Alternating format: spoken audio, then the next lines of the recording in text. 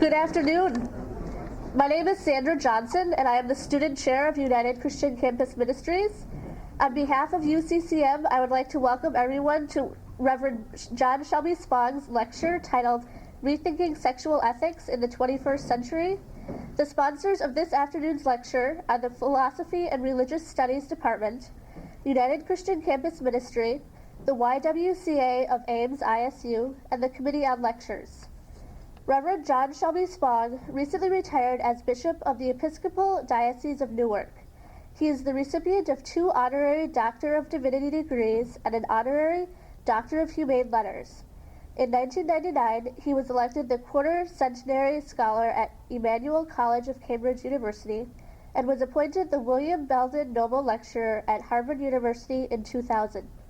Bishop Spong has written 17 books and is the most published member of the House of Bishops of the Episcopal Church in the United States. Recent titles include Liberating the Gospels, Why Christianity Must Change or Die, The Bishop's Voice, and Here I Stand. He has appeared on national television programs ranging from McNeil Lear NewsHour to Politically Incorrect with Bill Maher.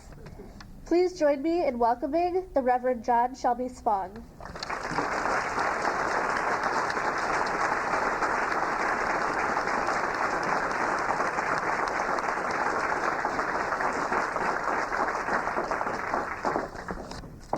Sorry about Iowa State losing last night in Texas. You ought not to go to Texas and play football. In fact, I can't think of any good reason to go to Texas, but that's beside the point.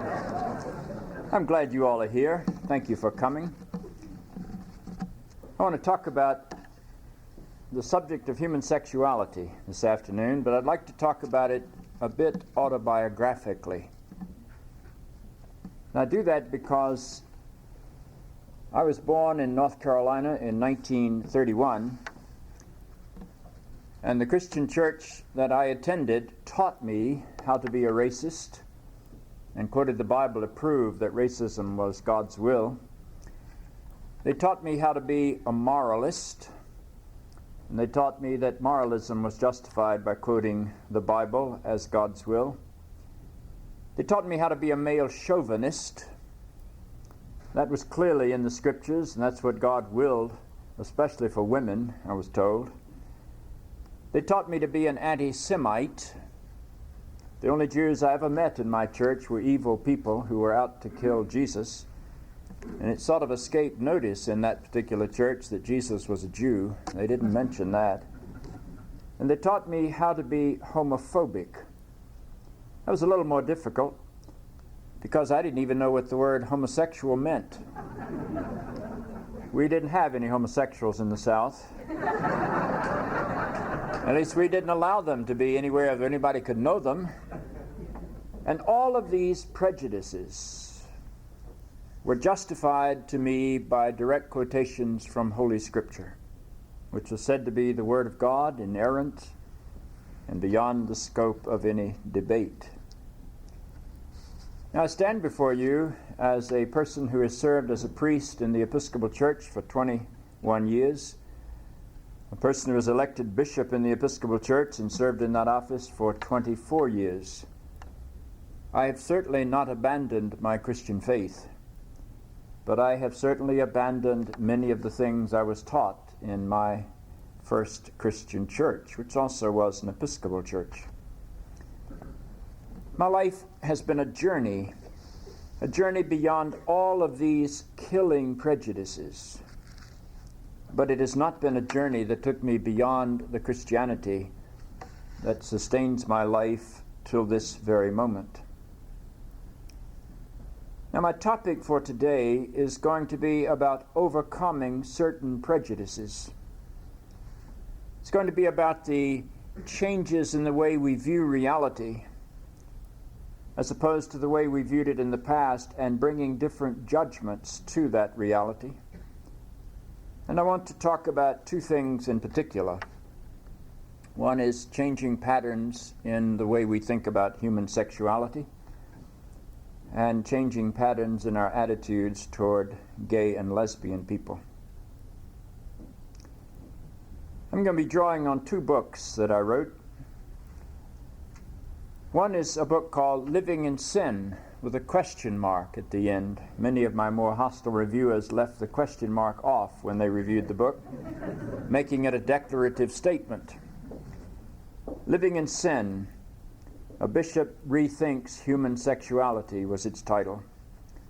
And the other is a book entitled Here I Stand, My Struggle for a Christianity of Integrity, Love, and Equality, which was my autobiography that just came out this past year. One of the books talks about the way I dealt with issues of human sexuality, and the other talks about what was going on inside me as I had to walk through certain of these changes. Let me tell you just a little bit of the background to the book Living in Sin so that you'll understand where it has come from, because it was a book that in effect changed my life as nothing else has ever done. In 1985, my church at its national level called upon every diocese to engage in a study of changing patterns in family life and how the church can be more helpful to a variety of family patterns that was emerging in our society. It didn't sound like a terribly revolutionary topic. And we instituted such a study in my diocese, which was all of northern New Jersey, the New York suburbs. In 1987, the commission that was set to study this presented its report. And it was a report that achieved a great deal of national attention. The book called upon the church to recognize non-traditional family relationships. The fact, for example, that more than 50% of the homes of America are no longer occupied by what you and I might call the traditional family, of a husband and a wife and a couple of kids and maybe a dog. The majority of our households today are unmarried couples living together, gay and lesbian couples living together, roommates living together, divorced people, single parents with children or single parents without children, widowed people with or without children. They make up more than 50% of the households of this nation. So as we began to study that, this report came out in favor of the church looking with a different eye other than judgment upon non-traditional families. And that included gay and lesbian relationships and young people who decide to live together prior to their marriage. Because of the national attention that this study received, with headline stories across the country, Unit of the Episcopal Church comes out in favor of living in sin, was sort of the substance of the headlines. I began to get an enormous amount of mail, most of it hostile, most of it quoting the Bible. But I did get a telephone call from an editor at Abingdon Press, the official publishing company of the United Methodist Church, asking if I would be willing to write a book for that publisher on changing patterns in human sexuality. I was under contract to my own publisher, HarperCollins in San Francisco, so I had to call the people at Harper and see whether or not they'd be willing to give me leave to write a book for one of their minor competitors. I was terribly disappointed that they weren't at all eager to keep me in their stable at that point. They weren't planning a book by that, and I was a relatively unknown author to them. They knew who I was, but they hadn't made any money on my writings, and so they were not terribly upset about the possibility I might write for somebody else. They sort of felt like it's good for the Methodists to take me off their hands. And so they gave me leave. The only thing that they did say was that when I write another book, they got first refusal of it. It was hardly affirming. So I set out to write this book, which I finished by September of 1977, which I call Sex and the Bible. I submitted it to the people at Abingdon Press. By September, they wrote me that they liked the book a great deal. They recommended a couple of changes, as editors always do, and I incorporated those changes. They were very minor. They decided that the title was pretty dull, but nobody has ever used one of my titles. Sex in the Bible, they said, is just too dull for anybody to ever pick up and read. And they are the ones that changed the name to Living in Sin with a question mark. They flew me down to Nashville in December of that year and literally gave me a red carpet treatment like I've never received from any publisher, with banquets, with meetings with their marketing people, with tour plans that they had, and publicity plans to introduce this book. They clearly thought this book was going to be an exciting book for them. And they even went so far as to demand that the book be published by the 1st of April, because the General Conference of the United Methodist Church was meeting in St. Louis, I believe, that year in April, and they wanted this book to be part of the agenda of that conference. So after I finished doing all of the corrections, the things that they asked me to do, it was maybe middle of January, and I sort of sat back with nothing else to do on this book until it came out on or about the 1st of April.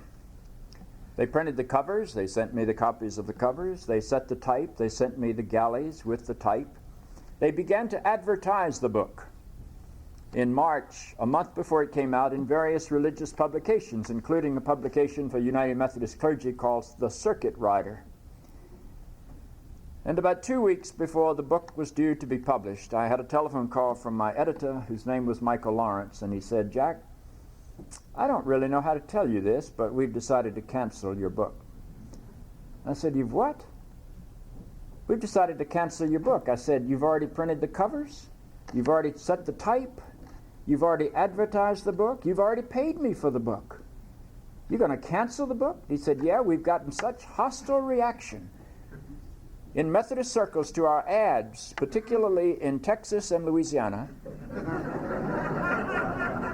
that we have decided we will cancel the book." He said, "Our board feels that if they go ahead and publish this book, that the Methodist Church will set up a censorship board and we'll never be able to publish what we want again." I said, "It seems to me like they already have." Well, I sat in my office rather devastated. I was a relatively rookie writer at that point. It didn't occur to me that that was good news. I thought it was devastating. I just assumed that this book I'd worked on for almost a year would never be published. It took me a long time even to get up from my desk and go down the hall and talk to the members of my staff and tell them this story. I thought being banned by the United Methodists was pretty devastating.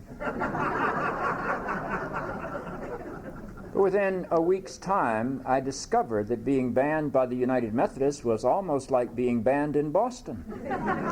I had 9 publishers bidding for the rights to publish this manuscript. One of them was my own publisher, HarperCollins, for whom my stock seemed to be rising. I don't know how to play that kind of bidding game, and so I said to the people at HarperCollins, "You've always treated me fairly. You take the book." I didn't even negotiate another contract or anything. They took the book and they did 2 things. They postponed its publication to the 1st of June. That's because they had to get Abingdon Press off the back of the covers and HarperCollins onto the back of the covers, and they had to do some minor editing. I had thanked my editor at Michael Lawrence at Abingdon Press, and they had to cut the Abingdon Press out. If you read that book, you'll find I still thank my editor, Michael Lawrence, but it doesn't say where he does any editing. And so, the other thing they did is they raised the book price $2. It's another thing people don't realize. The author has absolutely no control over what price the publisher puts on the book. They decided that they would sell a minimum of 50,000 copies of that book, and they put a $2 price tag on so they could put a $100,000 publicity budget on that book. Now, the idea that anybody would spend $100,000 to publicize anything I'd ever written was sort of beyond my comprehension. And they then decided they would send me on a tour around this country. And the stories that went out about this book, even before it was printed, meant that it was going to be widely noted. Methodist Publishing House cancels Episcopal Bishop's book on sex, said the headlines. Too hot to handle, whatever. It was like, people die for that kind of publicity if you can stand it. And if you can stand the hostility that goes with it, that was incredible publicity. And so when the book came out, there was a great expectation about it. And I gather that it must have lived up to its advance notices. That book sold more copies in the first 6 months of his life than everything I had ever written put together had sold in the entire course of its total life. And it's well beyond Harper's $50,000 topic at this moment. Because of that book, I appeared on the Phil Donahue Show with a fascinating young sociologist named Dr. Ruth. Some of you may know Dr. Ruth. I was the liberal, she was the conservative in that debate. And I appeared on the Oprah Show and the Bill Buckley Firing Line Show and the McNeil Lehrer News Hour and a whole bunch of other things. And suddenly my life was no longer a private life. Now, what was the content of that book that made it such a hot topic? Well, sex is always a sort of titillating topic for people to talk about. But the fact is that sexuality and our attitudes toward sexuality have changed very dramatically in the last century, maybe the last 2 centuries. And if you don't believe that, then look at some of the signs of the times. Homosexuality today is a politically, publicly debated issue in both parties. It's a little more obviously present in the Democratic Party than it is in the Republican Party, but it's present in both. At the last Republican National Convention, which was a very controlled convention, the Bush forces had already won the nomination. They controlled the nominating convention. It was a public relations bonanza for the Bush-Cheney ticket, and every detail was controlled. That's why you know that when they invite the only gay Republican congressman the Republicans have, who is from the state of California, to deliver a talk on world trade, that it wasn't done without thinking about it. Now, there are thousands of Republicans that can talk on world trade, but there's only one homosexual member of Congress who is a Republican, and he was the one they picked. That was the Bush ticket's way of saying, we don't want to be on the wrong side of that issue. Now, on the Democratic side, they had 3 speakers at the Democratic National Convention who were out-of-the-closet gay or lesbian people. 2 of them talked about their experience as gay and lesbian people, and the third one, Representative Barney Frank of Massachusetts, did not mention it because everybody in the world knows he's a gay congressman, so he didn't have to mention it. All he did was attack Ralph Nader in his speech. He was sort of the Democratic pit bull dog going after Ralph Nader to keep that vote in the Democratic Party.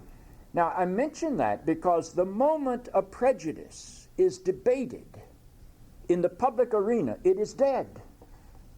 Now, that doesn't mean that there aren't going to be victims of people's homophobia, but you never go backwards. You never re-enslave the slave. Once slavery begins to be debated in the political arena, slavery is dead. You never resegregate after you've defeated segregation. And the moment segregation is politically debated, segregation is doomed. You never take the vote away from women once they have received the right to vote. And so when the debate on whether women should vote in the early years of the last century, when that debate became a political debate and the suffragettes began to march, there is no way that we would not ultimately give the right of voting to women. And when homosexuality becomes a publicly debated political issue in this country, and where today Republican and Democrats serve in Congress as openly gay people, there is only one way this debate is going to go, and that is that gay and lesbian people will finally be granted all of the rights and privileges of every other citizen, including the right to marry, the right to be taxed at the same rate as any other couple. All of those things will come. It's just as inevitable as the day is long. Now, how did this homophobic young person growing up in North Carolina get past that burden? Well, it was not easy. When I finally learned what the word homosexual meant, I was about 20. I can remember as a little kid going around the schoolyard saying, "You queer," but I didn't know what queer meant. I just knew it was something nasty. And if I could call somebody that and get away with it, it was sort of a plus for me. But when I finally learned what homosexuality meant, I accepted the definition of my region. Homosexual people were mentally sick people who needed to be cured, or homosexual people were morally depraved people who needed to be converted. That's the only understanding I had. When I was elected bishop and moved to the New York area in 1976. For the first time in my life, I confronted a gay community that was not apologetic about being gay, a gay community that expected the church not to insult them, but to welcome them. After all, we do sing hymns like "Just as I am, without one plea, O Lamb of God, I come." So it was thought rather important that the church live up to what it said it did. And I also discovered that gay clergy were in the Diocese of Newark, where I was the bishop. They had little reason to trust me because I didn't know what I was talking about in this area. They had little reason to trust me. But they came to me anyway. I remember one who came and said, "Bishop, I didn't support you to be my bishop, but you were elected, so I've got to live with you." That was terribly affirming. And he said, "I'm not going to lie to you. I'm not going to be phony with you. You need to know that I am a gay man." That's the first time anybody had said that to me in an open and honest way. And I looked at this man, and I knew a little bit about him. He was an outstanding priest of our church. There had never been a hint of scandal about his life. He was much loved by his congregation. Whether everybody in the congregation knew that he was a gay man or not, I have no idea, but everybody seemed to be deeply affectionate with him, that he was a loving person. And so I looked at my prejudices, and I looked at this man, and the two didn't really go together. And that became sort of a grain of sand underneath my shoe, where I had to be constantly aware that there was something wrong. My experience and my prejudices were not in touch with one another. And then I'll never forget the time when I had to do what bishops have to do from time to time. We had a church out in that part of New Jersey where the Giants and the Jets play football, out in the Meadowland section of New Jersey. And we had a little church in a little town out there. It was sort of an Archie Bunker kind of town, a lower socioeconomic working class people with a lot of ethnic variety and deeply prejudiced. And this little church simply wasn't making it. And we'd placed a priest out there on a 3-year contract, pouring resources in just to see if we could revive that congregation. And 2 years had passed, and it was less alive than it was before he went out there. And so it was my duty to go and inform him that we would not be able to renew his contract with that church simply didn't have enough potential for us to try to keep it alive, and that I would work with him in that intervening 1 year that we had to try to find him a different position. I had no idea this was a gay priest. That had not come to my attention. But when I knew he was a single man, but I don't ever want to assume that just because you're single you have to be gay. That would be a blanket. That'd be painting a canvas with way too large a brush. So I went out to visit him because I thought I ought to tell him this news in person in his home and not sort of in an apartment in my office. When I got there, I became aware that he didn't live alone. That also didn't raise any questions in my mind because in urban settings it's not always safe to live alone, so a lot of single people live with roommates. But in the course of that interview, I needed to use the restroom, and when I went into the restroom, I found his towels on all the hangers, and I found male nudes all over the bathroom. And so the reality of this man's life sort of dawned on my rather thick, prejudiced cranium. I went back out into the room, and I said, "Paul, your bathroom is rather interesting." And he said, "Yes." And I said, "Tell me a little bit about your life." And he said, I just have never trusted you enough to talk to you about anything. But I've lived with my partner for a number of years now. I'm as faithful to him as you are to your wife. I love him as much as you love your wife. He is a very important part of my life. And we live here in this house together very discreetly, and he has a job, and I'm the rector. And he goes off to work, and people think of us as roommates, but I couldn't do my work if he were not part of my life. And I was filled with a sense of self-righteousness, of which I think bishops are well endowed. And I said to him, "Paul, I cannot allow you to live in this rectory unmarried. I wouldn't allow a heterosexual couple to live here unmarried." And he looked at me and he said, "But Bishop, the heterosexual couple has a choice. They can get married. I don't have a choice. Well, I'd like to tell you that's pretty simple logic. Pretty simple logic. And that also became another grain of sand in the heel of my shoe that I had to sort of live with. But I still was a long way from ready to change my point of view. But after that, a number of my other clergy, I'd guess we had 10 or 15 gay clergy in that diocese, and they sort of one by one began to come out of the closet to me, trust me with the story of their life, ask me to be accepting of what they knew I had great difficulty with. And finally, because I have an overdeveloped left brain and an underdeveloped right brain, I decided I needed to engage this subject with great seriousness. And so I went to the Cornell School of Medicine in New York City. And I worked with doctors over there, most particularly a doctor named Robert Lahita, a brilliant human being.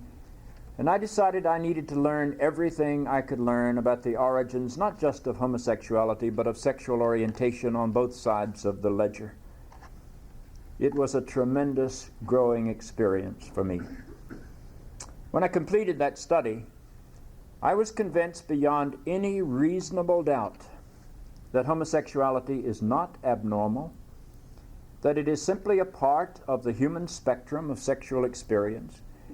That is, it has been present in human communities across this globe since the dawn of time, that homosexuality is present even in the higher mammals. There was a Time magazine article that showed 2 male giraffes necking.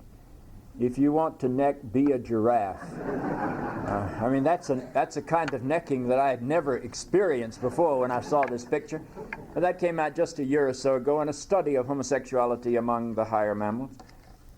So I became convinced that it is not abnormal. It's minority, but it's not abnormal. By minority, the best estimates today are somewhere between 5 and 10% of the population. Now, try to play with that for just a minute. I don't know how many people are in this room, but just because mathematics is easier if you choose an even number, let's assume we have 300 people here.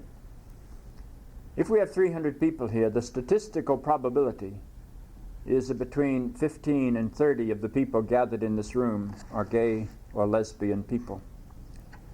So I would invite you to look around at one another and see if there's somebody who looks really weird to you, somebody you think you'd like to hate. You see, people think gay and lesbian people are born on the planet Krypton. They don't understand that they are our sons and our daughters and our brothers and our sisters and our aunts and our uncles and our druggists and our policemen and our football players and our baseball players. They're in every area of life. And if the number is 5%, that means in the closest 20 people to you, there is almost inevitably one of those 20 who is a gay or lesbian person, maybe out of the closet, maybe not out of the closet. But it's somebody you know, and somebody you love, and somebody you trust. And when you begin to put a human face on a person that you've called faggot, queer, and you begin to know that that's a human face that is the face of a person you love, then your prejudices come into being challenged.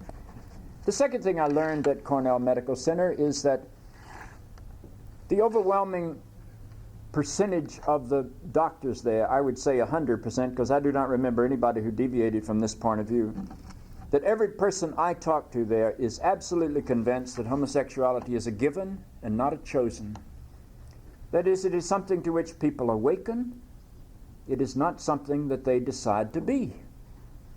I've said this before this weekend, but not to all of you, so let me repeat it. I did not choose to be heterosexual. I just woke up when I was 12 or 13 years old, and girls didn't seem obnoxious to me anymore. I didn't make a rational decision about that. That just happened to me. I didn't know what was going on. My mother said the sap has risen. I didn't know what that meant either.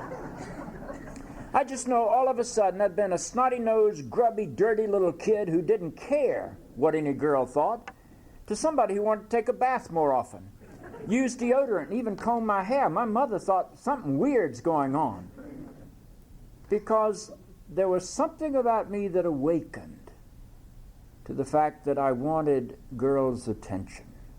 I didn't choose it, so I find it very difficult to understand why heterosexual people think that homosexual people wake up when they're 12 or 13 and say, aha, I'll decide to be gay. I really like to be bashed and beat up and murdered and run out of town and disowned by my family and all the other things we've done to gay and lesbian people through the centuries.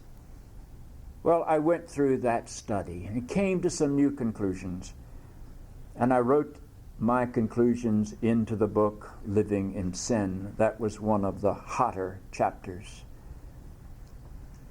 The other thing that I came to be aware of in this particular study is that heterosexual patterns have changed dramatically over the last 200 years.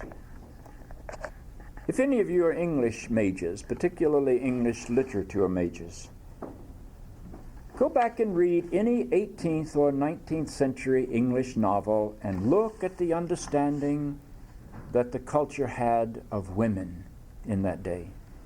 And look at the way women were treated in that day. Read Pride and Prejudice, for example. The proper young ladies of antiquity were covered from head to toe. Have you noticed that maybe that has changed? The proper young ladies in that era would not hold the hand of any suitor unless they were engaged. Has that changed?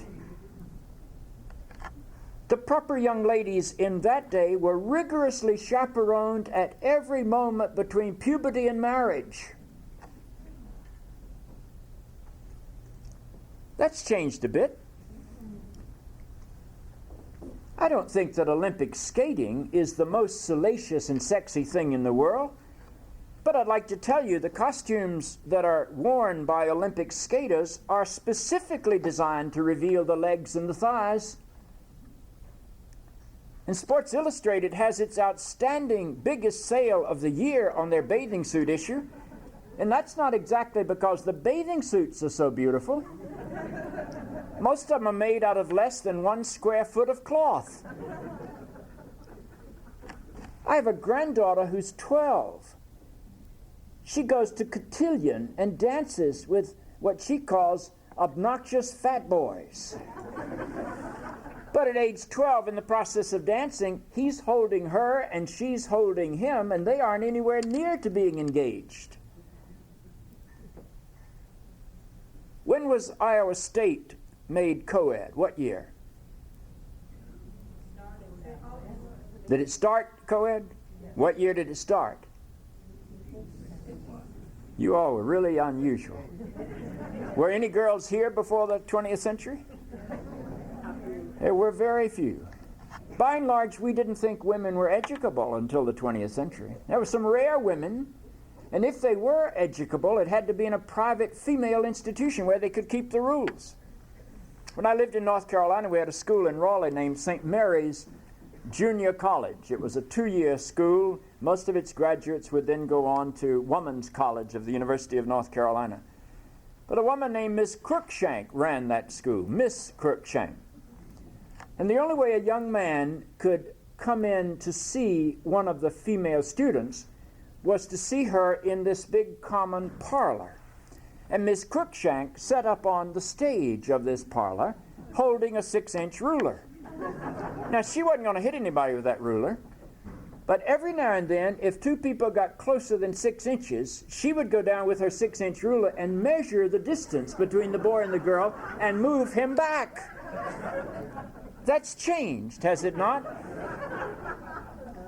Today we have co-ed universities, little or no chaperones, co-ed dormitories. We have a mobile society where we don't have enough chaperones to go with every car. So we're a chaperoneless society, a co-ed society, where all of the rules of 100 to 200 years ago have been abandoned. Now, most people who are church leaders or cultural moralists spend their lives bemoaning these changes and suggesting that the whole society is going to hell in a handbag. there's a germ of truth in that.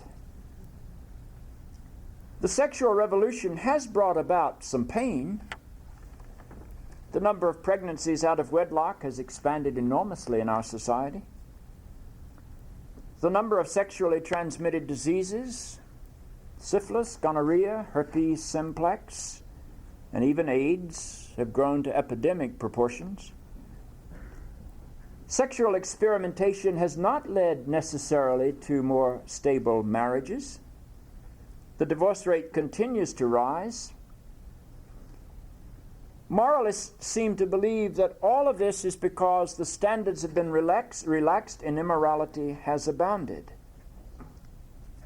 But I'd like to suggest to you that this moralistic and traditionally religious criticism completely misses the point. I don't think you can condemn changes in our society if those changes are inevitable. If those changes are the byproduct of other changes that none of us would be willing to turn our backs on. I don't think you can condemn that kind of change. You have to find a different way to relate to it. It is not possible to roll back the clock to what used to be, no matter how much somebody might desire it. It is not possible to stop the world because somebody wants to get off. Ethics has to be grounded in what is, not in those things with which one is comfortable. So let's look at some of the changes that have brought about our new understanding of sexuality. Let me begin by giving you a medieval limerick. This limerick that I ran across somewhere said, "There was a young lady named Weil who kept herself quite undefiled by thinking of Jesus and social diseases and the fear of having a child." Those were the great repression forces. The religious condemnation, the fear of social diseases, and the fear of pregnancy. That's why we organized society 200 years ago to watch over and guard particularly our young females between puberty and marriage. That's why we developed a social chaperone system. That's why we largely kept teenage girls segregated from teenage boys in educational processes. But how many of those repressive forces are still with us? In the Middle Ages, to think of Jesus was to repress all desire, because that period suggested that the only path to holiness was celibacy. Religion, with its fearful threat of punishment in hell, was a primary determiner of human behavior. And hell was so visible that one could almost feel the heat. I have no sense that the fear of hell motivates many people today. Perhaps it does. But I don't know many people who stop before they make an ethical decision and say, if I decide this way, I might burn in the fires of hell. I just don't believe that's part of the motivating force. The threat of a sexually transmitted disease used to be a fearful one, and it is rising today in a different sort of way. But in the ancient world, we didn't have any antibiotics, and we didn't have any penicillin, and diseases like syphilis and gonorrhea were life-threatening sentences. The mental institutions of antiquity were filled with those people who were there primarily because advanced syphilis had destroyed their mental capacity. That's why so much of the negativity toward mental hospitals is still present in our society, because it used to be condemnation of people who had been sexually indiscreet, and they were thought to be getting their just due, so it was okay to hate people in mental institutions. There were also in that day no reliable birth control except abstinence, which I'd like to remind you is still the only 100% safe and 100% effective system of birth control. But today we have, as a society, adequately separated sex from reproduction, so that the fear of having a child can be almost 100% safely removed. Whether you like that or not, that's a part of our reality. The power of religion to reward or to punish people has waned dramatically. Antibiotics and penicillin are trustworthy, and birth control is safe and omnipresent. So these are changes that affect the way we live together. But there are others. Are you aware that over the last 500 to 600 years, the age of puberty has dropped about half a year every century? Our young people used to enter puberty at 14, 15, and 16. Today they enter puberty at 11, 12, and 13.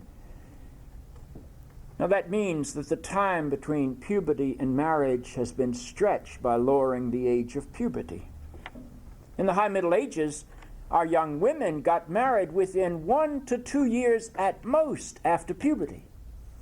They didn't expect to live past 30, so they were married at 14, 15, 16, and they entered puberty at about the same time. They might be married at 17. There was a rigid chaperone system set into that world that guarded people between puberty and marriage. Marriage was the only socially acceptable outlet for sexual energy, and so you guarded particularly the women of the upper classes who were going to be the mothers of the rulers of the society tomorrow. They were guarded in that period between puberty and marriage. Now, another interesting thing happened relatively recently on the other end of that scale. We finally decided that women were educable. That sounds sort of brass to say it that way, but that's about what it is. Women did not go to colleges and universities in any numbers until this century. And when women started going to colleges and universities, they went to segregated schools that almost in every instance were training women to be teachers. And you know why women suddenly were welcomed in the ranks of teaching? Because it didn't pay enough to keep enough men in it. So women were a source of cheap labor. Then after a while, beginning sort of in the Civil War, we began to think that maybe women could do the scut work of medicine. So the whole nursing profession opened. Women were cheap labor. You didn't pay a doctor to do bedpans, but the nurse could do this scut work that nobody wanted to do and could be paid very little, and it was economically viable. Then after a while, we decided that executives, who are all men, were so busy that they needed people assisting them so that they could make big statesman-like decisions. And so we developed the secretarial force of women. That's relatively new. Those of you who have read Dickens' Christmas Carol know that Bob Cratchit was Ebenezer Scrooge's secretary, and his name was Bob, and he was the father of Tiny Tim. Women have not come into the workforce except in secretary, nurse, and teaching role in any capacity in great capacity until after World War II. It's relatively recent. But as soon as we began to decide that women were educable, and as soon as women began to go to colleges and universities in great numbers, guess what happened? We began to postpone the age of marriage. You don't get married at 15, 16, and 17 if you're going to be educated. You move it up to 22 when you finish the university, and if you get a graduate degree, you move it up to 25 to 28. Have you ever had any idea of what impact that had upon the sexual practices of our society? We pushed puberty down to 11, 12, and 13. We pushed marriage up to 22 to 28. We separated puberty from marriage by 10 to 15 years. Does anybody want to go back on those decisions? But you can't make those decisions and still act as if sexuality is a gift that you have to keep totally controlled for 10 to 15 years between puberty and marriage. Can you imagine trying to enforce that law on any other creature of the animal world? Is it realistic to think you can force that upon human beings? Well, you know, one answer is we could encourage all of our young people to get married at 13 and 14. You know, that would certainly take care of the problem. But I don't know anybody that's advocating that. So what's happening? What's happening is that people are making their own adaptations within those realities. People are living together today long before they get married. Is the only message we have to them a message of judgment, a guilt-producing message of moralism?